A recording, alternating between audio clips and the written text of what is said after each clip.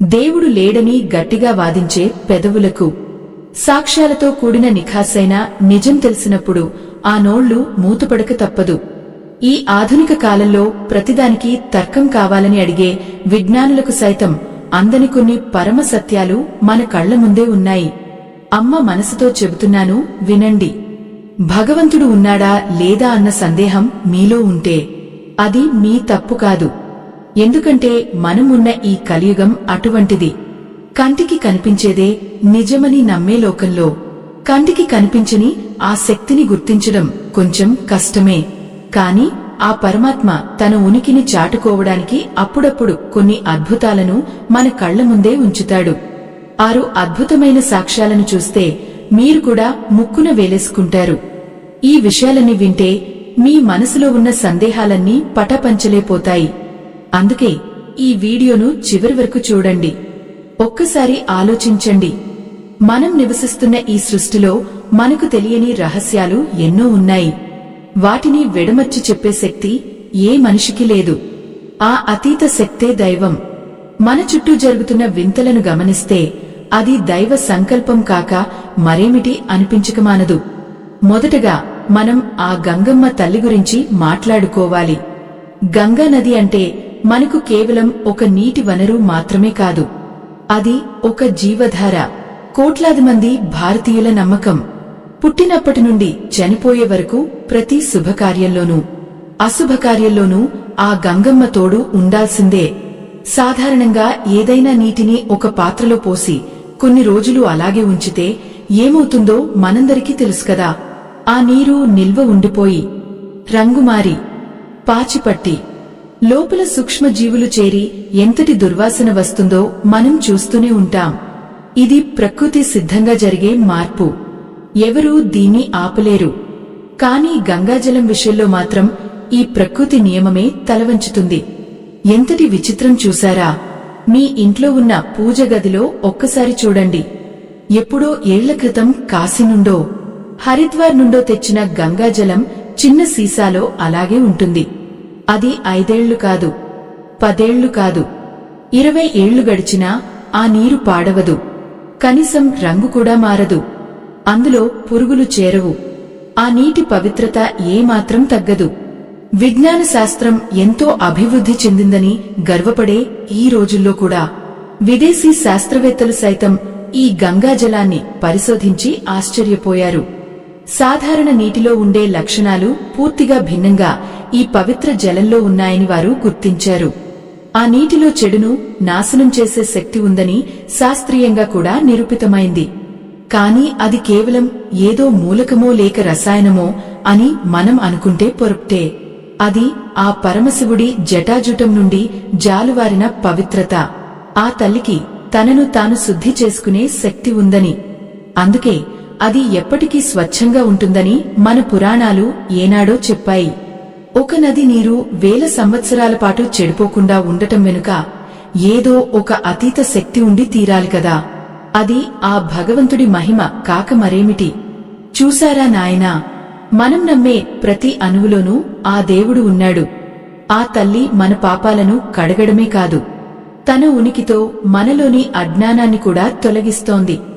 దేవుడు లేడు అని వాదించేవారు ఈ ఒక్క నిజాన్ని ఎలా కాదనగలరు? ఈ భూమి మీద ఉన్న ఏ నీటికైనా లేని ఈ ప్రత్యేకత ఒక్క గంగాజలానికి మాత్రమే ఎందుకు ఉంది? ఒక్కసారి ఆలోచించండి. ఈ అద్భుతాన్ని కళ్లారా చూస్తున్నా ఇంకా దేవుడు ఎక్కడ అని అడగగలమా?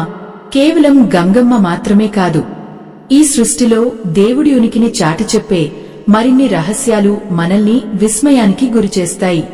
హిమాలయాల వెనుక దాగి ఉన్న పరమ రహస్యం, మంచు కొండల మధ్యలో స్వయంగా వెలిసే ఆ మహాదేవుడి రూపం గురించి వింటే భక్తితో మీ తల వంగుతుంది. ఆ చలి కొండల్లో గడ్డకట్టే మంచు మధ్యలో ఒక అద్భుతం ప్రతి ఏటా జరుగుతుంది. అదే అమర్నాథ్ క్షేత్రం. ఆ పరమశివుడు పార్వతీదేవికి అమరత్వ రహస్యాన్ని బోధించిన ఆ పవిత్ర గుహలో ఎవరూ చెక్కకుండానే, ఏ మనిషి సాయం లేకుండానే కేవలం నీటి చుక్కలతో ఒక శివలింగం ఏర్పడుతుంది. అది కూడా చంద్రుని కళలకు అనుగుణంగా పెరుగుతూ తగ్గుతూ ఉండటం మనుషుల ఊహకు అందని విషయం. అసలు ఆ గడ్డకట్టే చలిలో చుట్టూ మంచు కొండలు ఉన్న చోట ఒక నిర్దిష్టమైన ఆకారంలో శివలింగం ఎలా ఏర్పడుతుంది, అది కూడా ప్రతి సంవత్సరం అదే సమయంలో అదే పవిత్రతతో ఎలా సాధ్యం అన్న ప్రశ్న విజ్ఞాన శాస్త్రానికి ఒక సవాలుగా నేటికీ నిలిచిపోయింది.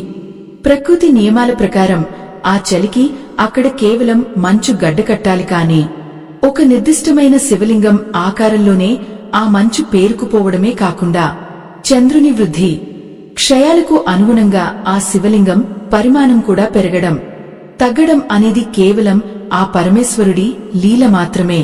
ఏటా శ్రావణ మాసంలో ఆ మంచు శివలింగాన్ని దర్శించుకోవడానికి వేలాది మంది భక్తులు ప్రాణాలకు తెగించి ఆ ఎత్తైన కొండల మీదకు వెళుతుంటారు. అక్కడ గాలిలో ప్రాణవాయువు కూడా తక్కువగా ఉన్నా ఆ భక్తుల హృదయాల్లో ఉండే భక్తి వారిని ముందుకు నడిపిస్తుంది.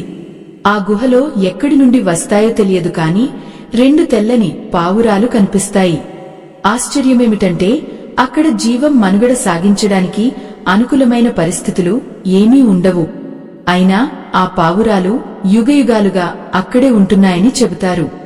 ఆ పరమశివుడు పార్వతీదేవికి అమరత్వ రహస్యాన్ని చెబుతున్నప్పుడు ఆ మాటలను ఈ పావురాలు విన్నాయని, అందుకే వాటికి చావు లేదని పురాణాలు వివరిస్తున్నాయి. కంటికి కనిపిస్తున్న ఈ అద్భుతాన్ని చూసినప్పుడు దేవుడు లేడు అని అనడానికి మనసు రాదు కదా. ఇదంతా వింటుంటే మీకు ఏమనిపిస్తోంది? మనకు తెలియని శక్తులు ఈ భూమి మీద ఇంకా ఎన్నో ఉన్నాయి. ఇక మనం పూరీ జగన్నాథ క్షేత్రం వైపు వెళితే అక్కడ జరిగే వింతలు ఇంకా విస్మయానికి గురిచేస్తాయి. ఆ ఆలయం మీద ఎగిరే ఆ పవిత్ర జెండా ఉంది చూశారా, దాన్ని పతితపావన జెండా అని అంటారు. సాధారణంగా గాలి ఏ దిశలో వీస్తే జెండా అదే వైపుకు ఎగురుతుంది. ఇది ప్రకృతి సహజం. కాని ఆ జగన్నాథుడి ఆలయం మీద ఉన్న జెండా మాత్రం ఎప్పుడు గాలి వీచే దిశకు వ్యతిరేక దిశలోనే ఎగురుతుంది. ఎవరైనా గాలిని ఎదిరించి నిలబడగలరేమో కానే గాలి వీచే దిశను మార్చలేరు కదా. కాని అక్కడ మాత్రం గాలికి ఆ జెండా లోబడదు. ఇది విజ్ఞానానికి అందని అతి పెద్ద రహస్యం. ఆ జెండాను ప్రతిరోజు సాయంత్రం వేళ ఒక పూజారి దాదాపు 45 అంతస్తుల ఎత్తు ఉన్న ఆ శిఖరంపైకి ఎటువంటి భద్రతా పరికరాలు లేకుండా కేవలం చేతులతోనే పాకుతూ వెళ్లి మారుస్తారు. అంత ఎత్తులో గాలి వేగం చాలా ఎక్కువగా ఉంటుంది. ఒక్క చిన్న పొరపాటు జరిగినా ప్రాణాలు గాలిలో కలిసిపోతాయి. అయినా ఆ పరమాత్మ మీద ఉన్న నమ్మకంతో వారు ఏళ్ల తరబడి ఆ పనిని నిర్వర్తిస్తున్నారు. ఆ ఆలయ గోపురం పైన ఉన్న ఆ నీల చక్రం గురించి కూడా మీరు తెలుసుకోవాలి. దాదాపు 1 టన్ను బరువు ఉండే ఆ భారీ చక్రాన్ని కొన్ని వందల ఏళ్ల క్రితం ఎటువంటి యంత్రాలు లేని కాలంలో ఆకాశమంతా ఎత్తుకు ఎలా చేర్చారో ఊహించుకుంటేనే ఒళ్లు గగుర్పొడుస్తుంది. ఈ రోజుల్లో భారీ క్రేన్లు ఉన్నా అంత ఎత్తుకు దాన్ని తీసుకెళ్లడం కష్టమే. కాని మన పూర్వీకులు ఆ దైవ బలంతో దాన్ని సాధ్యం చేశారు. మీరు ఆ చక్రాన్ని పూరీలో ఎక్కడి నుండి చూసినా, ఏ వీధిలో నిలబడి చూసినా సరే ఆ చక్రం ముఖం సరిగ్గా మీ వైపే ఉన్నట్లు కనిపిస్తుంది. అదెలా సాధ్యమో ఇప్పటికీ శిల్పకళా నిపుణులకు కూడా అర్థం కాని విషయం. ఇక ఆ ఆలయ నీడ గురించి ఒక విచిత్రమైన విషయం ఉంది. పగటిపూట ఏ సమయంలోనైనా సరే ఆ ఆలయ ప్రధాన గోపురం నీడ భూమి మీద ఎక్కడా పడదు. సూర్యుడు ఏ దిశలో ఉన్నా సరే ఆ నీడను ఎవరూ చూడలేరు. ఇవన్నీ యాదృచ్ఛికంగా జరిగినవి అంటే నమ్మగలమా? ఇదంతా ఆ భగవంతుడు తన ఉనికిని చాటుకోవడానికి చూపిస్తున్న సాక్ష్యాలు కావా? ఆ ఆలయ వంటశాల గురించి కూడా మనం మాట్లాడుకోవాలి. అక్కడ భగవంతుడికి నైవేద్యం తయారు చేసేటప్పుడు 7 మట్టి కుండలను ఒకదానిమీద ఒకటి పెట్టి వండుతారు. చిత్రమేమిటంటే అందరికంటే కింద మంటకు దగ్గరగా ఉన్న కుండలోని పదార్థం ముందుగా ఉడకాలి కదా. కాని అక్కడ పైన ఉన్న 7వ కుండలోని పదార్థం అందరికంటే ముందుగా ఉడుకుతుంది. ఆ తర్వాత 6ది, 5ది ఇలా వరుసగా కింద ఉన్న కుండల పదార్థాలు ఉడుకుతాయి. ఇది ఏ రకమైన భౌతిక శాస్త్ర నియమాలకు లోబడి ఉంటుందో ఎవరైనా చెప్పగలరా? ఆ జగన్నాథుడు స్వయంగా ఆ వంటను పర్యవేక్షిస్తారని భక్తుల నమ్మకం. అక్కడ ఎన్ని లక్షల మంది భక్తులు వచ్చినా సరే ఆ వంట ఏనాడు తక్కువ అవ్వదు, అలాగే ఏనాడు మిగిలిపోదు. ఇది ఒక అద్భుతం కాక మరేమిటి? ఆ ఆలయం చుట్టుపక్కల ఉండే సముద్రపు అలల శబ్దం గురించి వింటే మీరు ఇంకా ఆశ్చర్యపోతారు. సింహద్వారం వెలుపల ఉన్నంతసేపు ఆ అలల హోరు వినిపిస్తుంది, కానే లోపలికి అడుగు పెట్టగానే చుట్టూ ఉన్న ప్రపంచం నిశ్శబ్దమైపోతుంది. ఏ మనిషి ఆ శబ్దాన్ని ఆపలేడు, కాని ఆ క్షేత్ర మహిమ వల్ల అది సాధ్యమవుతోంది. ఆ ఆలయం మీద ఒక్క పక్షి కూడా ఎందుకు వాలదు, ఒక్క విమానం కూడా ఎందుకు ఎగరదు? ఆ క్షేత్రం చుట్టూ ఒక శక్తి వలయం ఉందని శాస్త్రవేత్తలు చెబుతుంటారు. కాని ఆ శక్తి మరేమిటో కాదు, ఆ జగన్నాథుడి రక్షణ కవచం. ఇలాంటి ఎన్నో వింతలు మన కళ్ల ముందే జరుగుతున్నప్పుడు దేవుడు లేడని ఎలా అనగలం? కేవలం పూరీ మాత్రమే కాదు, మన దేశ సరిహద్దుల్లో ఉన్న మరో క్షేత్రం దగ్గర కూడా ఇలాంటి భయంకరమైన పరిస్థితుల్లో భగవంతుడు తన బిడ్డలను కాపాడుకున్న సాక్ష్యాలు ఉన్నాయి. అది రాజస్థాన్లోని తానోట్ మాత ఆలయం. యుద్ధం జరుగుతున్న సమయంలో శత్రువులు కురిపించిన బాంబుల వర్షంలో కూడా ఆ తల్లి గుడి చెక్కుచెదరలేదు. ఆ రాజస్థాన్ ఎడారిలో ఎటు చూసినా ఇసుక తిన్నెలు కనిపించే ఆ మారుమూల ప్రాంతంలో పాకిస్తాన్ సరిహద్దులకు అతి సమీపంలో ఉండే ఆ తానోట్ మాత ఆలయం ఒక అద్భుత నిలయం. 1965లో జరిగిన యుద్ధం సమయంలో శత్రువుల సైన్యం ఆ ప్రాంతాన్ని సర్వనాశనం చేయాలని కంకణం కట్టుకుంది. ఆ ఆలయం మీద, చుట్టుపక్కల ప్రాంతాల మీద ఏకంగా 3000 బాంబులను కురిపించారు. అందులో దాదాపు 450 బాంబులు నేరుగా ఆలయ ప్రాంగణంలోనే పడ్డాయి. కాని ఆశ్చర్యకరమైన విషయం ఏమిటంటే, ఆ పడిన 450 బాంబులలో ఒక్కటి అంటే ఒక్కటి కూడా పేలలేదు. ఆ తల్లి పాదాల చెంతపడిన ఆ బాంబులు నిశ్శబ్దంగా ఉండిపోయాయి తప్ప ఆ గర్భగుడికి కనీసం ఒక చిన్న బీటు కూడా పడలేదు. ఆ దాడిలో చుట్టుపక్కల ఉన్న ఇళ్లు, సైనిక స్థావరాలు అన్నీ నేలమట్టం అయ్యాయి. కాని ఆ తల్లి మాత్రం ప్రశాంతంగా తన నిలయంలో కొలువై ఉంది. ఆ దృశ్యాన్ని చూసిన మన సైనికులు అప్రతిహతంగా పోరాడి విజయం సాధించారు. నేటికి ఆ పేలని బాంబులు ఆ ఆలయ మ్యూజియంలో మనకు కనిపిస్తాయి. చూశారా? ఏ శాస్త్రం దీనికి సమాధానం చెప్పగలదు? విజ్ఞాన శాస్త్రం ప్రకారం ఒక బాంబు లోపల ఉండే రసాయనాలు పని చేయకపోతే అది పేలదు. కాని వందల సంఖ్యలో ఉన్న బాంబులన్నీ ఒకే చోటు పడి ఎందుకు పేలలేదు? ఇది ఆ తల్లి తన బిడ్డలను కాపాడుకోవడానికి పన్నిన మాయాజాలం కాదా? నాయనా, ఇక్కడ మిమ్మల్ని ఒక ధర్మ సంకటమైన ప్రశ్న అడగాలి అనిపిస్తోంది. ఇన్ని సాక్ష్యాలు కళ్ల ముందు ఉన్నా దేవుడు అనేవాడు లేడు అని కొందరు వాదిస్తుంటే ఆ మాటలను మనం ఎలా భరించగలం? ఇన్ని అద్భుతాలు కేవలం ఒక యాదృచ్ఛికం అని మనం నమ్మగలమా? లేక ఆ తల్లి తన శక్తితో మన సరిహద్దులను కాపాడుతోందని మీరు నమ్ముతారా? మీ అభిప్రాయాన్ని తప్పకుండా కామెంట్ రూపంలో తెలియజేయండి. ఆ తల్లి మహిమ గురించి ఎంత చెప్పినా తక్కువే. ఇక మనల్ని మరింత ఆశ్చర్యపరిచే మరో మహాద్భుతం హిమాలయాల ఒడిలో జరిగింది. 2013 సంవత్సరంలో కేదారనాథ్లో జరిగిన ఆ భీభత్సాన్ని మనం ఎప్పటికీ మర్చిపోలేం. ఆ రోజు ఆకాశానికి చిల్లుపడిందా అన్నట్లుగా కురిసిన వర్షాలు, ఊహించని విధంగా విరిగిపడిన మేఘాలు ఆ ప్రాంతాన్ని ఒక శ్మశానంగా మార్చేశాయి. మందాకిని నది ఉగ్రరూపం దాల్చి తన దారిలో వచ్చిన ప్రతిదాన్ని తుడిచిపెట్టేసింది. కొండలు విరిగిపడ్డాయి, వందలాది ఇళ్లు కొట్టుకుపోయాయి, వేలాది మంది ప్రాణాలు ఆ నీటిలో కలిసిపోయాయి. ఆ ఆలయం చుట్టూ ఉన్న హోటళ్లు, దుకాణాలు అన్నీ నామరూపాలు లేకుండా పోయాయి. ఆ ఉధృతి చూస్తుంటే ఆ పురాతనమైన కేదారనాథ్ ఆలయం కూడా కొట్టుకుపోతుందేమో అని అందరూ భయపడ్డారు. కాని ఆ సమయంలో ఆ పరమశివుడు ఒక అద్భుతాన్ని చేశాడు. ఆ ప్రవాహం ఉద్ధృతంగా వస్తున్న సమయంలో కొండపైనుండి ఒక భారీ శిల కొట్టుకుంటూ వచ్చి ఆలయానికి వెనుక భాగంలో సరిగ్గా మధ్యలో ఆగింది. దాన్ని మనం ఇప్పుడు భీమ్ శిల అని పిలుస్తున్నాం. ఆ రాయి ఎంత పెద్దది అంటే అది ఆలయ వెడల్పు కంటే కొంచెం తక్కువగానే ఉంటుంది. పైనుండి వస్తున్న ఆ భయంకరమైన నీటి ప్రవాహాన్ని, రాళ్లను ఆ శిల అడ్డుకుంది. ప్రవాహం ఆ శిలకు తగిలి రెండు పక్కలకు విడిపోయి వెళ్లిపోయింది తప్ప నేరుగా ఆలయాన్ని తాకలేకపోయింది. ఆ మహాశిల లేకపోతే ఆ రోజు కేదారనాథ్ ఆలయం కూడా ఇసుక తిన్నెలా కొట్టుకుపోయేది. ఆ భారీ శిలను ఎవరు అక్కడికి తెచ్చిపెట్టారు? అంత వేగంగా వస్తున్న నీటి ప్రవాహంలో ఆ రాయి సరిగ్గా అక్కడే ఎందుకు ఆగింది? అది గర్భగుడికి అంగుళం దూరంలో ఆగి ఆ దేవాలయాన్ని ఎలా రక్షించింది? ఇది ఆ భోళాశంకరుడి ఆజ్ఞ కాక మరేమిటి? చూసారా బిడ్డా, మనిషి నిర్మించిన కట్టడాలు కూలిపోయినా ఆ దైవం స్వయంగా సంకల్పిస్తే ఆ ఆలయానికి ఒక్క రాయి కూడా ఆడదు అనడానికి ఇదే నిదర్శనం. ఆ భీభత్సం ముగిసిన తర్వాత అంతా నాశనమైన చోట ఆలయం ఒక్కటే దీపంలా వెలుగుతూ నిలబడి ఉంది.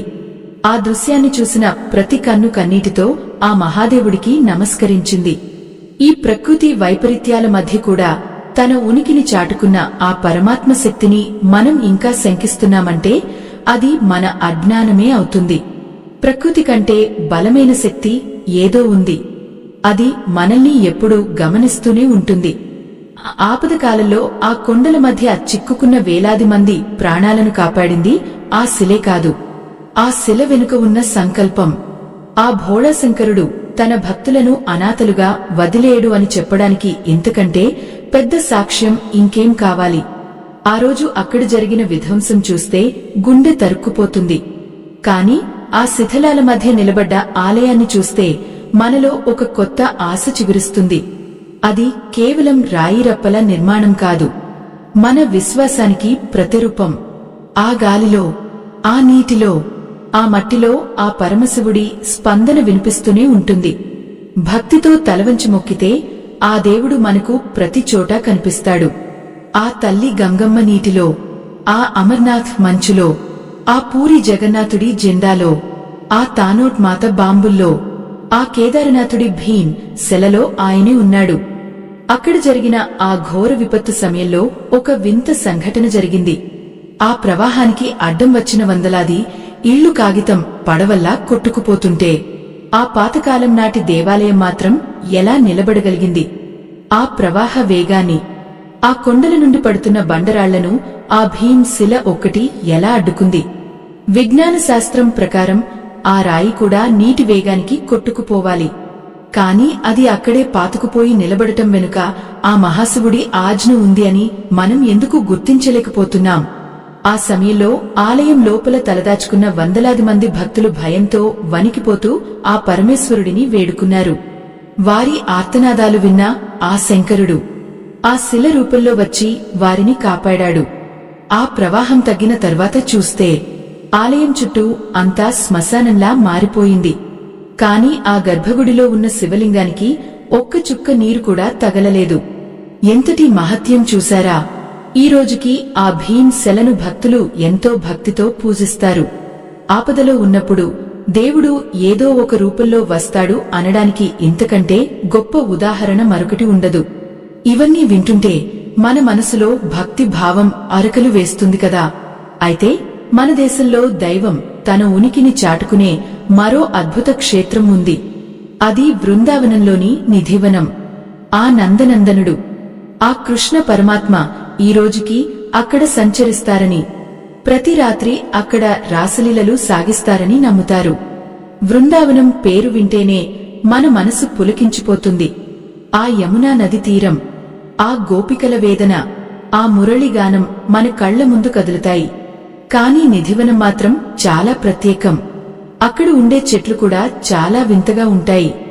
సాధారణంగా చెట్లు పైకి ఎదుగుతాయి కదా, కాని నిధివనంలోని చెట్లు భూమి వైపు వంగి ఒకదానికొకటి పెనవేసుకుని ఉంటాయి. అవి చూస్తుంటే ఎవరో నాట్యం చేస్తున్నట్లే కనిపిస్తాయి. స్థానికులు ఏమంటారంటే ఆ చెట్లు మరేమిటో కాదు, అవి ఆ కన్నయ్య కోసం వేచి చూస్తున్న గోపికలేనని. పగలు చెట్లుగా ఉండే అవి రాత్రి వేళ గోపికల రూపం దాల్చి ఆ స్వామితో కలిసి నాట్యం చేస్తాయని చెబుతారు. ఎంతటి వింత కదా! ఇది ఏదో కథలా అనిపించవచ్చు. కాని అక్కడ జరిగే కొన్ని విషయాలు చూస్తే మనం ఆశ్చర్యపోవాల్సిందే. ప్రతిరోజు సూర్యాస్తమయం కాగానే ఆ ఆలయ ద్వారాలను మూసివేస్తారు. ఆ సమయంలో ఆ వనంలో ఒక్క మనిషి కాదు కదా, ఒక్క పక్షి కూడా ఉండదు. సాయంత్రం కాగానే నిధివనంలో ఉన్న కోతులు సైతం బయటకు వచ్చేస్తాయి. ఆశ్చర్యకరమైన విషయం ఏమిటంటే ఆ ఆలయ అర్చకులు ప్రతిరోజు రాత్రి స్వామివారి కోసం ఒక మంచాన్ని సిద్ధం చేస్తారు. అక్కడ పళ్ళు, పానకాలు, తాంబూలం మరియు పళ్ళు తోముకోవడానికి వేప పుల్లలను కూడా ఉంచుతారు. మరుసటి రోజు ఉదయం తలుపులు తీసి చూస్తే ఆ మంచం మీద ఎవరో పడుకున్నట్లుగా ముడతలు పడి ఉంటాయి. ఆ తాంబూలం తిన్నట్లుగా ఉంటుంది.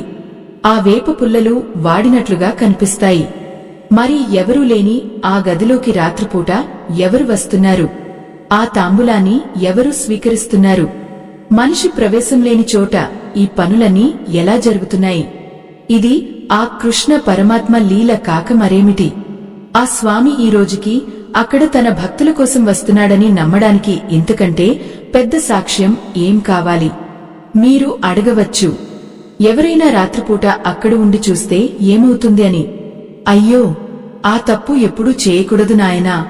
రాత్రిపూట అక్కడ ఉండాలని ప్రయత్నించినవారు, ఆ రహస్యాన్ని తెలుసుకోవాలని చూసినవారు తెల్లారేసరికి పిచ్చివారైపోవడమో, లేక చూపు కోల్పోవడమో, లేదా మూగవారైపోవడమో జరిగిందని ఎన్నో కథలు ఉన్నాయి. ఆ పరమాత్మ లీలను తట్టుకునే శక్తి ఆ సాధారణ మనుషులకు ఉండదు. అందుకే ఆ నిధివనం చుట్టుపక్కల ఉన్న ఇళ్లకు కిటికీలు కూడా ఉండవు. ఒకవేళ ఉన్నా సరే రాత్రిపూట ఆ కిటికీలను గట్టిగా మూసేస్తారు. ఆ రాసలీలల శబ్దాన్ని విన్నా, ఆ కాంతిని చూసినా మనుషులు తట్టుకోలేరని వారి భయం. దేవుడు లేడు అనే వాదనలకు ఇక్కడ తావులేదు. ఎందుకంటే ఆ స్వామి తన ఉనికిని ప్రతిరోజూ అక్కడ నిరూపించుకుంటూనే ఉన్నాడు. విజ్ఞాన శాస్త్రం కూడా ఈ విషయాన్ని తేల్చలేకపోయింది. అక్కడ ఉన్న చెట్లకు నీరు ఎక్కడి నుండి అందుతుంది, అవి ఎందుకు అలా వంగి ఉంటాయి అనే విషయాలపై పరిశోధనలు జరిగినా సరైన సమాధానం దొరకలేదు. భక్తి ఉన్న చోట తర్కానికి తావుండదు. కాని ఇక్కడ తర్కమే భక్తి ముందు తలవంచి నిలబడింది. ఈ 6 సాక్ష్యాలు చూస్తుంటే మనకు ఒక విషయం స్పష్టమవుతుంది. ఈ విశ్వాన్ని నడిపించే శక్తి ఒకటి ఉంది. అది మనల్ని కాపాడుతోంది, మనల్ని గమనిస్తోంది.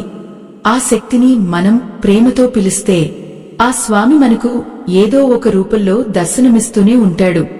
అమ్మగా నేను మీకు చెప్పేది ఒక్కటే, దేవుడు గుడిలో విగ్రహం రూపంలోనే కాదు, మన నమ్మకంలో ఉంటాడు. మన చుట్టూ జరిగే ఇలాంటి అద్భుతాలలో ఉంటాడు. ఇవన్నీ చూశాక కూడా దేవుడు లేడు అనేవారు నిజంగా తమ కళ్లను తామే నమ్మడం లేదని అర్థం.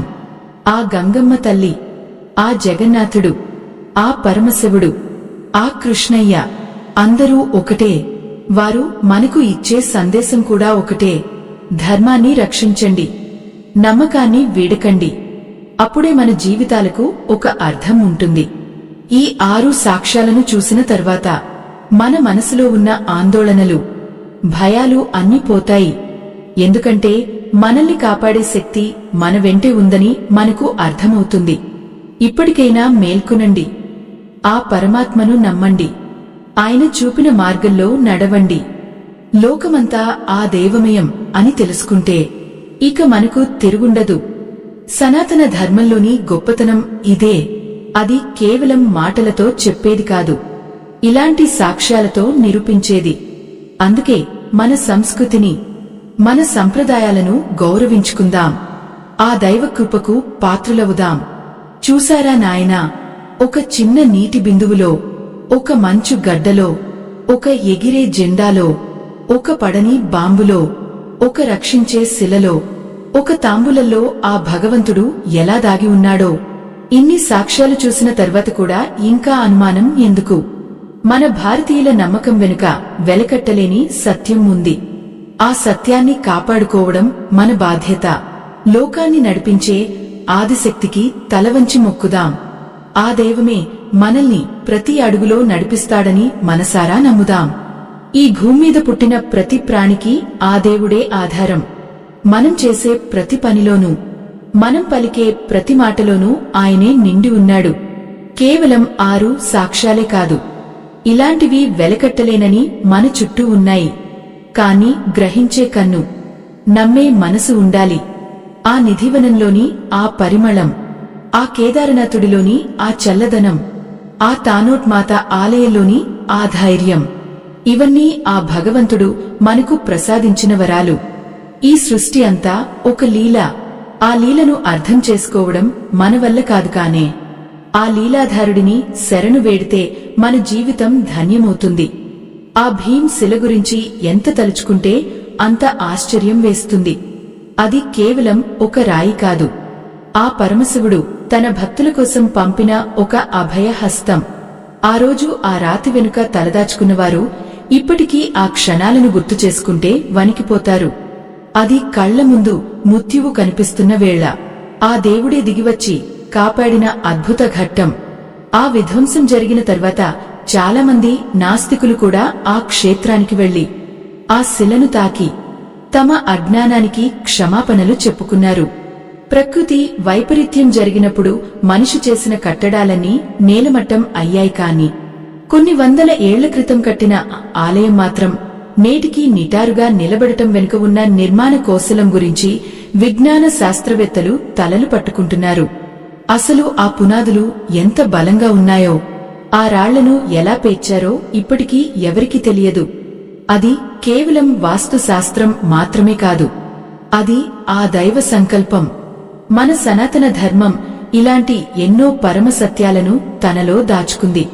ఇక్కడ ఒక చిన్న విన్నపం చేయాలి నాయనా. మన సనాతన ధర్మం కోసం, మన సంస్కృతిని కాపాడటం కోసం మా బృందం ఎంతో శ్రమపడుతోంది. ఈ విలువైన సమాచారాన్ని మీ ముందుకు తీసుకురావడానికి ఎంతో కృషి చేస్తున్నాం. మా బృందం సనాతన ధర్మం కోసం పడుతున్న శ్రమకు మీ మద్దతును ఇక్కడ కనిపిస్తున్న స్కానర్ ద్వారా అందిస్తారని కోరుకుంటున్నాను. మీ ఇచ్చే చిన్న తోడ్పాటు కూడా మన ధర్మ ప్రచారానికి ఎంతో బలాన్నిస్తుంది. ఇక మనం బృందావనంలోని ఆ నిధివనం గురించి మరిన్ని విషయాలు చెప్పుకోవాలి. అక్కడ ఆ చెట్లు ఎందుకు అలా నేలవైపు వంగి ఉంటాయో తెలుసా? అవి ఆ శ్రీకృష్ణుడి పాదాలను తాకాలని. ఆయన నడయాడే దారిలో తమ ఆకులను పరుపులా పరుస్తాయని భక్తుల నమ్మకం. రాత్రివేళ ఆ వనంలో వినిపించే గజ్జెల సవ్వడి, ఆ వేణుగానం ఇప్పటికీ చాలామంది అనుభవంలోకి వచ్చాయి. కాని ఆ రహస్యాన్ని లోకానికి చెప్పడానికి ఎవరు మిగలలేదు. ఎందుకంటే ఆ దివ్యత్వాన్ని చూసిన కళ్ళు ఈ ప్రాపంచిక విషయాలను చూడలేవు. ఆ దివ్య నాదాన్ని విన్న చెవులు ఈ మాయ మాటలను వినలేవు. అందుకే ఆ పరమాత్మ తన లీలను రహస్యంగా ఉంచాడు. అక్కడ ఉన్న రంగమహల్లో ప్రతిరోజూ రాత్రి స్వామివారి కోసం పక్క సిద్ధం చేస్తారు కదా, ఆ గదిలోకి ఎవరూ వెళ్లలేరు. కాని ఉదయాన్నే ఆ గదిని తెరిచినప్పుడు అక్కడ ఒక దివ్యమైన పరిమళం వ్యాపించి ఉంటుంది. ఆ వాసన ఈ భూమి మీద ఏ అత్తరులోనూ ఏ పువ్వులోనూ ఉండదు. అది కేవలం వైకుంఠవాసుడు వచ్చినప్పుడు మాత్రమే కలిగే ఒక అలౌకిక అనుభవం. చూసారా బిడ్డా, మనం కళ్లతో చూసేది మాత్రమే నిజం అనుకుంటే ఇలాంటి అద్భుతాలను ఎలా వివరించగలం? ఆ పవిత్ర స్థలాల్లో అడుగుపెట్టినప్పుడు మనకు కలిగే ఆ ప్రశాంతత, ఆ గుండెల్లో కలిగే స్పందన, అదే దేవుడు ఉన్నాడు అనేందుకు అతి పెద్ద సాక్ష్యం. మన పురాణాల్లో చెప్పిన ప్రతి మాట అక్షర సత్యం అని నిరూపించడానికి ఇలాంటి క్షేత్రాలు నిలువుటద్దాలుగా నిలుస్తున్నాయి. ఆ గంగాజలం పవిత్రత అయినా, అమర్నాథ్ మంచు శివలింగం అయినా, పూరీ జగన్నాథుడి వింతలు అయినా ఇవన్నీ మనల్ని హెచ్చరిస్తున్నాయి. మనం ఈ సృష్టిలో చాలా చిన్నవారమని, మనకంటే మించిన ఒక గొప్ప శక్తి ఈ ప్రపంచాన్ని పాలిస్తోందని మనం ఎప్పుడూ మర్చిపోకూడదు. కొందరు అంటారు ఇవన్నీ కేవలం ప్రకృతిలో జరిగే భౌతిక మార్పులు అని. కాని ఆ మార్పులు కేవలం ఆ పవిత్ర స్థలాల్లోనే ఎందుకు జరుగుతున్నాయి? అదే గంగా నీరు ఇతర నదుల్లో ఎందుకు ఉండదు? అదే మంచు శివలింగం ఇతర గుహల్లో ఎందుకు ఏర్పడదు? అదే జెండాగాలికి విరుద్ధంగా వేరే ఎక్కడా ఎందుకు ఎగరదు? ప్రశ్నలు వేయడం తేలికే కానే, ఆ సమాధానాల వెనుక ఉన్న దైవత్వాన్ని గుర్తించడమే అసలైన జ్ఞానం. ఆ రాజస్థాన్ ఎడారిలోని తానోట్ మాత ఆలయం వద్ద ఆ రోజు బాంబులు పడుతుంటే అక్కడ ఉన్న సైనికులు కేవలం ఆ తల్లి నామస్మరణ చేశారు. ఆ బాంబులు పడినా పేలకపోవడమే కాదు, ఆ తర్వాత జరిగిన యుద్ధంలో మన సైన్యం చాలా తక్కువ మంది ఉన్నా వేల సంఖ్యలో ఉన్న శత్రువులను తరిమికొట్టారు. అది కేవలం ఆయుధాల బలమేనా, లేక ఆ తల్లి వెన్నంటి ఉండి నడిపించిన దైవ బలమా? ఒక్కసారి ఆలోచించండి. మన సైనికులు నేటికీ ఆ ఆలయాన్ని ఎంతో భక్తితో పూజిస్తారు. అక్కడ పూజలు కూడా మన సైనికులే నిర్వహిస్తారు. ఒక సైనికుడు ఆయుధం పట్టుకుని సరిహద్దును కాపాడుతుంటే ఆ సైనికుడిని ఆ తల్లి కాపాడుతోంది. ఇది మన దేశపు గొప్పతనం. ఇది మన ధర్మపు శక్తి. మనం నమ్మే ప్రతి అణువులోనూ ఒక చైతన్యం ఉంది. ఆ చైతన్యమే దేవుడు. ఈ 6 సాక్ష్యాలు ఒక ఎత్తు అయితే, మన అంతరాత్మలో వినిపించే ఆ దైవ స్వరం మరొక ఎత్తు. భయం వేసినప్పుడు మనం తెలియకుండానే అమ్మ అని పిలుస్తాం, లేదంటే దేవుడా అని ప్రార్థిస్తాం. ఎందుకు? ఆ నమ్మకం మన రక్తంలోనే ఉంది, మన సంస్కృతిలోనే ఉంది. ఆ నమ్మకాన్ని ఎవరూ చెరిపివేయలేరు. విజ్ఞానం పెరిగే కొద్దీ దేవుడు లేడు అని కొందరు వాదించవచ్చు. కాని విజ్ఞానం ఆగిపోయిన చోట దైవత్వం మొదలవుతుంది. ఏ శాస్త్రవేత్త కూడా ప్రాణాన్ని సృష్టించలేడు. ఏ ప్రయోగశాలలోనూ ఆత్మను తయారు చేయలేరు. ఆ ప్రాణం, ఆ ఆత్మ ఎక్కడి నుండి వచ్చాయి? ఆ సృష్టికర్త ఎవరు? ఆయనే మనం వెతుకుతున్న దేవుడు. ఆయనే ఈ అద్భుతాలన్నిటికీ సూత్రధారి. ఈ సృష్టిలో మనం చూస్తున్న ప్రతిదీ ఆయన ఇచ్చే సంకేతమే. ఆ సంకేతాలను అర్థం చేసుకుంటే మనకు ఏ సందేహాలు ఉండవు. మనలోని అహంకారం తగ్గినప్పుడే ఆ దైవం మనకు కనిపిస్తాడు. ఆ అహంకారాన్ని పక్కన పెట్టి చూస్తేనే మనకు ఆ జగన్నాథుడి లీలలు, ఆ కృష్ణ పరమాత్మ మాయలు అర్థమవుతాయి. నిధివనంలోని ఆ అద్భుతాలు కేవలం కళ్లతో చూసేవి కాదు, మనసుతో అనుభవించేవి. ఎంతటి విచిత్రం చూశారా? ఈ ఆధునిక ప్రపంచంలో మనం ప్రతిదానికి రుజువులు కావాలని అడుగుతాం. కాని ఆ నిధివనంలో ప్రతి రాత్రి జరిగే మార్పులకు మించిన రుజువు ఇంకేముంటుంది? ఆ రంగమహల్లోపల ఉంచే ఆ పడక, ఆ పానకాలు, ఆ తాంబూలం ఉదయాన్నే చూస్తే ఎవరో వాడినట్లుగా ఉండటం వెనుక ఏ మాయాజాలం లేదు. అది ఆ స్వామివారి రాకకు నిదర్శనం. అక్కడి పూజారులు ఎంతో భక్తితో, భయంతో ఆ గదిని తెరుస్తారు. వారు ఆ గదిలోకి వెళ్లే ముందు ఆ స్వామికి క్షమాపణలు చెప్పుకుంటారు. ఎందుకంటే ఆ దివ్య సన్నిధిలో జరిగిన మార్పులను చూడటం వారి అదృష్టమో లేక ఆ స్వామి కరుణో వారికి తెలియదు. ఆ వనంలో ఉండే ఆ చెట్లు కూడా ఎంతో వింతగా ప్రవర్తిస్తాయి. పగలు మామూలుగా ఉండే ఆ చెట్లు రాత్రి కాగానే గోపికల రూపం దాల్చుతాయని, అవి ఆ స్వామి చుట్టూ నాట్యం చేస్తాయని చెబితే వినేవారికి వింతగా ఉండవచ్చు. కాని అది ఆ ప్రాంత ప్రజల ప్రగాఢ నమ్మకం. ఆ నమ్మకమే అక్కడ ఒక శక్తిగా పరిఘవిల్లుతోంది. ఒకసారి ఆలోచించండి, ఆ వనంలో ఒక్క రాత్రి కూడా ఎవరూ ఎందుకు ఆగలేరు? ఒకవేళ ఎవరైనా రహస్యంగా దాక్కున్నా మరుసటి రోజు వారు తిరిగి ఈ లోకంలోకి మనుషులుగా రాలేరు. వారి మతిస్థిమితం తప్పిపోతుంది. వారు ఏమీ చెప్పలేని స్థితిలోకి వెళ్లిపోతారు. ఆ దైవ రహస్యాలను చూడాలని తాపత్రయపడే మనిషి అహంకారానికి అది ఒక శిక్షలాంటిది.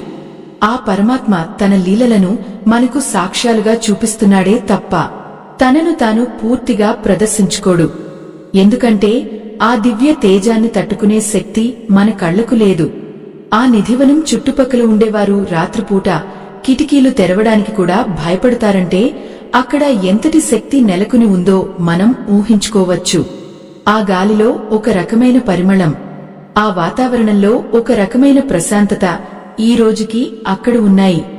6 సాక్ష్యాలలో ఈ నిధివనం మనకు ఒక విషయాన్ని స్పష్టం చేస్తోంది. భగవంతుడు అనేవాడు కేవలం విగ్రహం కాదు. ఆయన నిరంతరం సంచరించే ఒక శక్తి. మనం పిలిస్తే పలికే ఒక ప్రాణం. ఈ విషయాలన్నీ వింటుంటే మీకు ఏమనిపిస్తోంది? మన పురాణాలు, మన పెద్దలు చెప్పిన మాటలు ఎంతటి లోతైనవో అర్థమవుతోంది కదా. ఆ గంగాజలం పవిత్రత వెనుక ఉండే ఆ రహస్యం, ఆ జగన్నాథుడి జెండాగాలికి ఎదురుగా ఎగరడం, ఆ తానోట్ మాతగుడిలో బాంబులు పేలకపోవడం, కేదారనాథ్లో ఆ శిలవచ్చి ఆలయాన్ని కాపాడటం, అమర్నాథ్లో ఆ మంచు శివలింగం వాటంతటా అవే ఏర్పడటం, ఇవన్నీ ఏదో ఒక మూలకంతోనో రసాయనంతోనో ముడిపడి ఉన్నవి కావు. ఇవన్నీ ఆ పరమాత్మ తన బిడ్డలకు ఇస్తున్న భరోసా. భయపడకండి, నేను ఉన్నాను అని ఆయన చెబుతున్న మాటలు ఇవి. అయ్యో, ఇప్పటికీ కొందరు ఇవన్నీ మూఢనమ్మకాలు అని కొట్టిపరేస్తుంటే చూడలేక మనసు బాధపడుతుంది. కాని సత్యం ఎప్పుడూ సత్యమే. దాన్ని మనం నమ్మినా నమ్మకపోయినా అది తన పని తాను చేసుకుపోతుంది. మన దేశంలోని ప్రతి గడపలోనూ ప్రతి గుడిలోనూ ఇలాంటి ఎన్నో రహస్యాలు దాగి ఉన్నాయి. ఆ రహస్యాలను తెలుసుకున్నప్పుడే మనకు మన సంస్కృతి మీద గౌరవం పెరుగుతుంది. మన సనాతన ధర్మం అనేది ఒక సాగరం. అందులో ఎన్ని ముత్యాలు ఉన్నాయో ఎవరూ లెక్కించలేరు. ఈ 6 సాక్ష్యాలు కేవలం ఒక ఆరంభం మాత్రమే. ఇవన్నీ చూసిన తర్వాత మనిషి తన అల్పత్వాన్ని గుర్తించాలి. ప్రకృతి ముందు, దైవం ముందు మనం ఎంత చిన్నవారమో తెలుసుకోవాలి. అప్పుడే మనకు నిజమైన జ్ఞానం కలుగుతుంది. ఆ జ్ఞానమే మనల్ని సరైన మార్గంలో నడిపిస్తుంది. ఆ జగన్నాథుడి పాదాల దగ్గర, ఆ గంగా మాత ఒడిలో, ఆ కృష్ణయ్య మురళిగానంలో మనం సేదతీరాలి. ఈ కలియుగంలో మనకు తోడుగా ఉండేది ఆ నమ్మకం ఒక్కటే. ఆ నమ్మకమే మనల్ని అన్ని కష్టాల నుండి గట్టెక్కిస్తుంది. బృందావనంలోని ఆ మట్టిని నుదుటన ధరిస్తే కలిగే ఆ అనుభూతిని మాటల్లో వర్ణించలేం. అది అనుభవిస్తేనే తెలుస్తుంది. మీరు ఎప్పుడైనా ఇలాంటి అనుభవాన్ని పొందారా? మీ మనసులో ఎప్పుడైనా ఆ దైవం ఉన్నాడని గట్టిగా అనిపించిందా? ఒక్కసారి గుర్తు తెచ్చుకోండి. ఆపదలో ఉన్నప్పుడు మీకు తెలియకుండానే ఆ దేవుడిని పిలిచినప్పుడు ఏదో ఒక రూపంలో సహాయం అందలేదా? అది యాదృచ్ఛికం కాదు నాయనా. అది ఆ పరమాత్మ కరుణ. ఆయన మనకు దగ్గరగానే ఉంటాడు. కాని మనం చూడలేకపోతున్నాం. మన చుట్టూ ఉన్న ఈ ప్రపంచంలో ప్రతి అణువు ఆయన నామస్మరణ చేస్తూనే ఉంటుంది. దాన్ని వినే చెవులే మనకు ఉండాలి. ఆ గంగాజలంలోని స్వచ్ఛత మన మనసుల్లో ఉండాలి. ఆ జగన్నాథుడి ఆలయం మీద ఎగిరే జెండా ఎలాగైతే వ్యతిరేక గాలిని సైతం ఎదురించి నిలబడుతుందో, మనం కూడా జీవితంలో వచ్చే కష్టాలను, ఆ దేవుడు లేడు అనే వాదనలను ఎదురించి నిలబడాలి. చూశారా, ఒక జెండా మనకు ఎంతటి గొప్ప పాఠాన్ని నేర్పుతుందో. మనల్ని మనం దిద్దుకోవడానికి ఈ సాక్ష్యాలు ఎంతో ఉపయోగపడతాయి.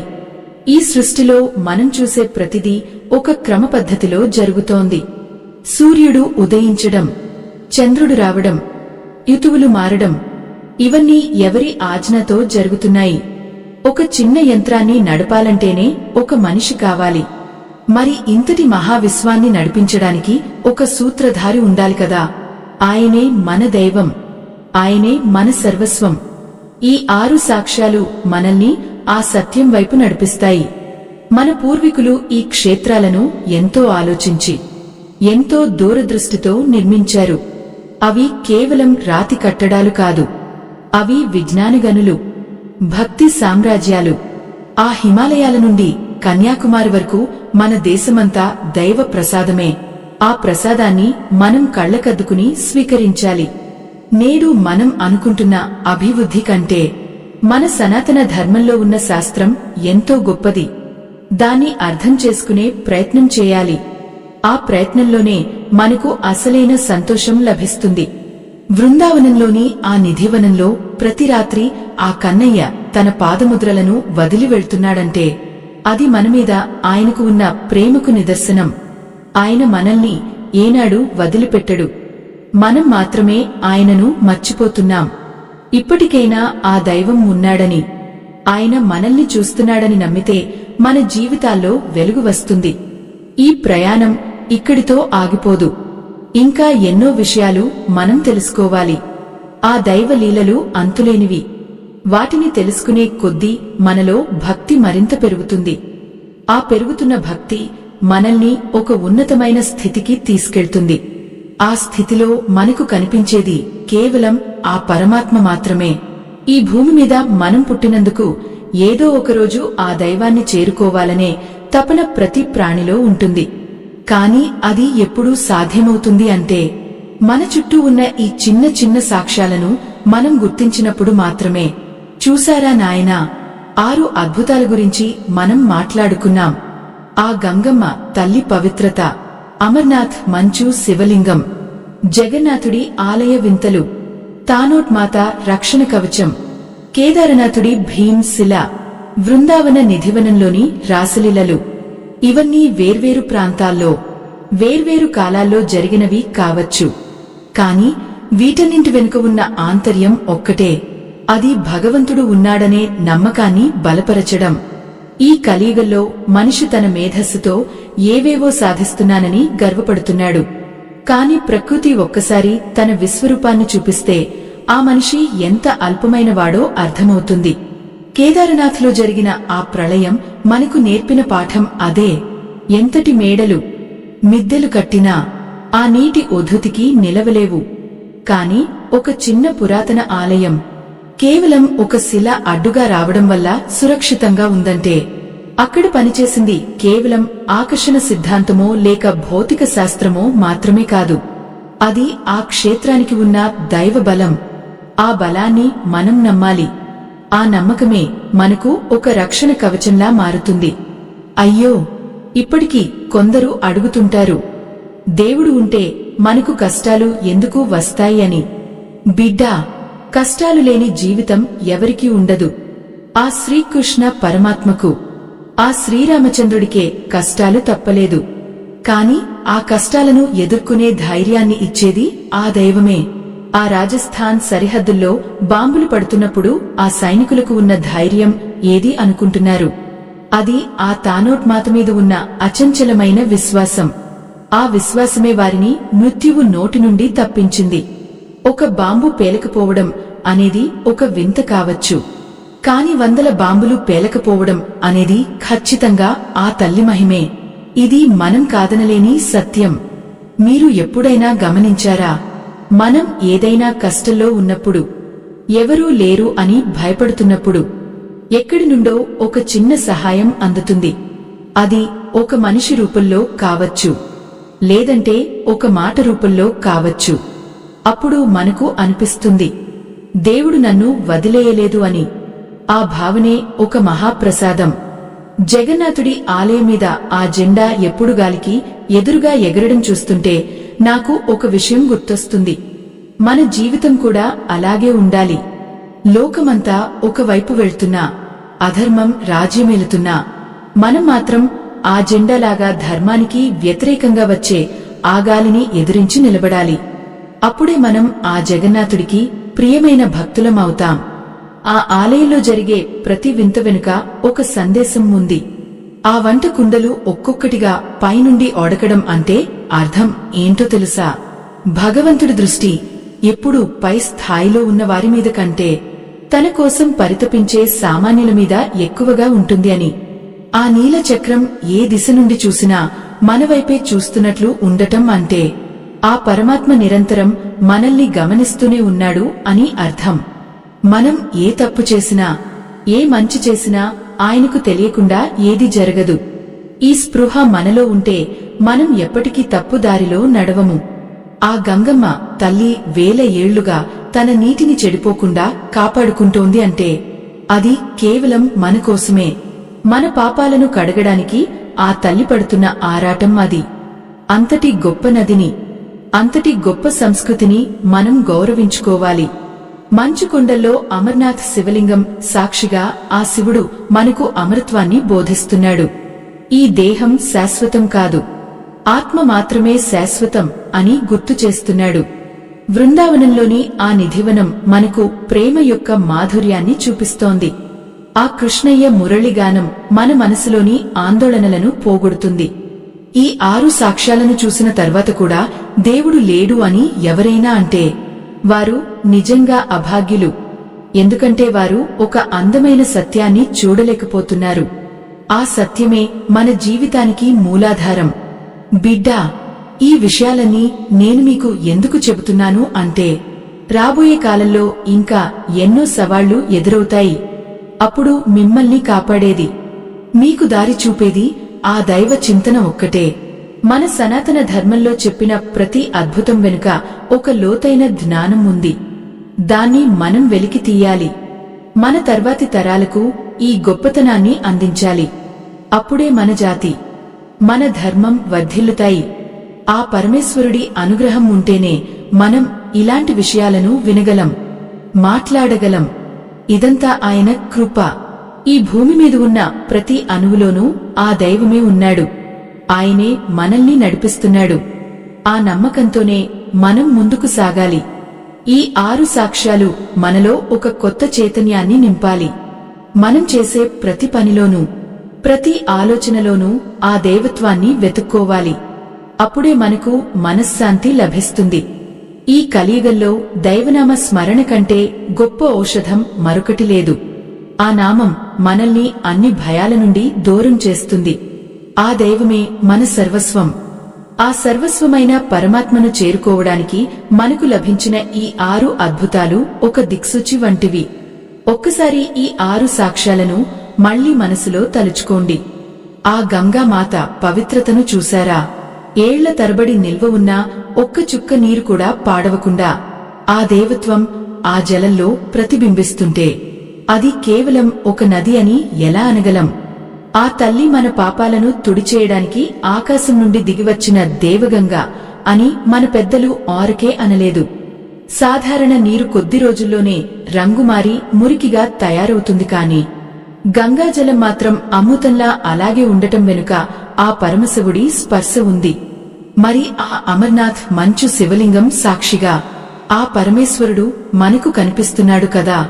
మనిషి ప్రమేయం లేకుండా ప్రతి ఏటా ఆ మంచు గడ్డ కట్టడం, అది కూడా సరిగ్గా ఆ పవిత్రమైన రోజుల్లోనే జరగడం, ఆ చంద్రుని కళలకు అనుగుణంగా ఆ లింగం పరిమాణం మారడం ఆ దైవ సంకల్పం కాక మరేమిటి? విజ్ఞాన శాస్త్రం కూడా తలవంచే ఈ రహస్యాలు మన కళ్ల ముందే ఉన్నాయి. ఆ జగన్నాథ క్షేత్రంలో జరిగే వింతలు చూస్తుంటే ఆ స్వామి మనతోనే ఉన్నాడు అని అనిపిస్తుంది.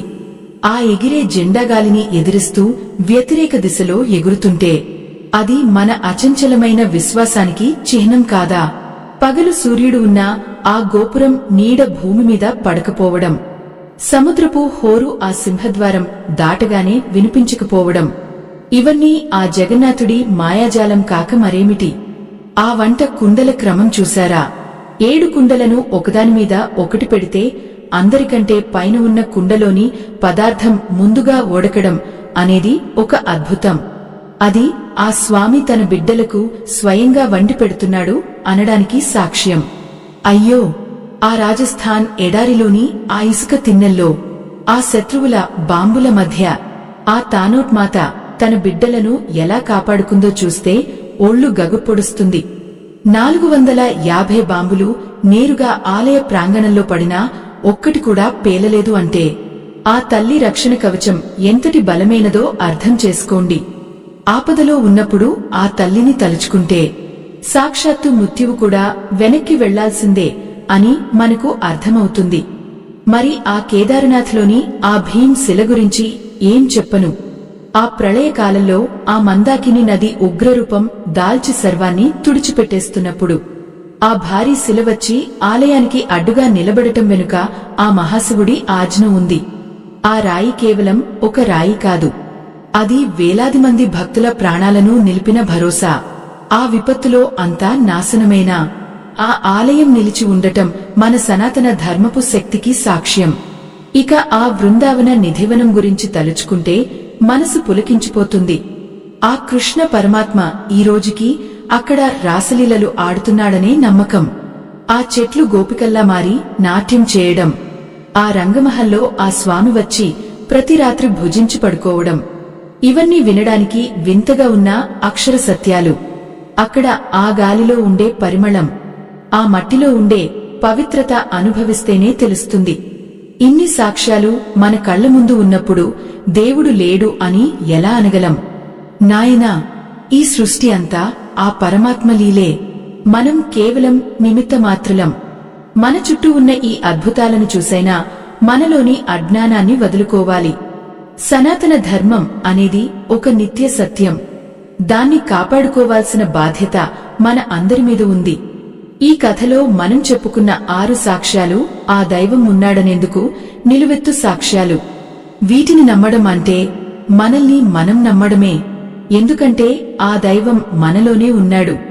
మన ఆత్మయే ఆ పరమాత్మ. ఇప్పటికైనా మేల్కొనండి. ఆ దైవ నామస్మరణ చేయండి. అప్పుడు మీ జీవితం ధన్యమవుతుంది. మన సంస్కృతిని, మన ఆలయాలను, మన పవిత్ర నదులను గౌరవించండి. అవి మన అస్తిత్వం. ఈ అద్భుతాలను లోకానికి తెలియజేయడం మన ప్రాథమిక కర్తవ్యం. భక్తి లేని జీవితం చుక్కాని లేని పడవ వంటిది. అది ఎటు వెళ్తుందో ఎవరికి తెలియదు. అందుకే ఆ దైవాన్ని నమ్మండి. ఆయన మిమ్మల్ని ఎప్పుడూ ఒంటరిగా వదలడు. ఆ గంగమ్మ తల్లి చల్లని చూపు, ఆ జగన్నాథుడి రక్షణ, ఆ కృష్ణయ్య మురళిగానం మనల్ని ఎప్పుడూ కాపాడుతూనే ఉంటాయి. ఈ సత్యాన్ని గ్రహించి నడుచుకుంటే మనకు తిరుగుండదు. చివరగా ఒక చిన్న మాట. మన సనాతన ధర్మాన్ని, మన గొప్ప సంస్కృతిని కాపాడుకోవడానికి, దాన్ని 10 మందికి తెలియజేయడానికి మా బృందం ఎంతో శ్రమపడుతోంది. ఈ విలువైన విషయాలను మీ ముందుకు తీసుకురావడానికి ఎంతో కృషి చేస్తున్నాం. మా బృందం సనాతన ధర్మం కోసం పడుతున్న శ్రమకు మీ మద్దతును ఇక్కడ ఉన్న ఈ స్కానర్ ద్వారా అందిస్తారని, మన ధర్మ ప్రచారంలో మీరు కూడా భాగస్వాములు అవుతారని మనసారా కోరుకుంటున్నాను. మీ ఇచ్చే ఒక చిన్న తోడ్పాటు కూడా ఎంతో మందికి మన ధర్మం గురించి తెలియజేయడానికి గొప్ప శక్తిని ఇస్తుంది. ఇది మన ధర్మాన్ని కాపాడుకోవడానికి మనం వేసే ఒక గొప్ప అడుగు. లోకా సమస్త సుఖినో భవంతు. ఆ పరమేశ్వరుడి కృప అందరి మీద ఉండాలని, అందరూ సుఖశాంతులతో ఉండాలని ఆ దేవుడిని ప్రార్థిస్తున్నాను.